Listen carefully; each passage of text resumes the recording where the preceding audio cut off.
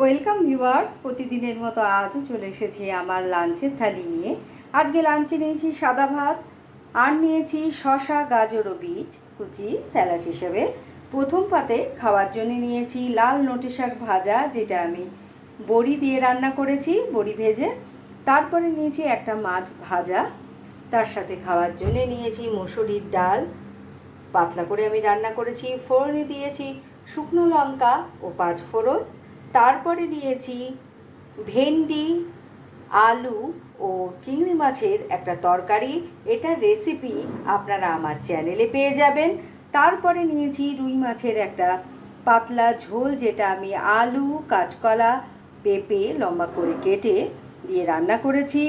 আর দিয়েছি থানকুনি আর একটু আদা ও জিরে বাটা দিয়ে এটা নামিয়েছি। আর শেষ পাতে নিয়েছি টক দই।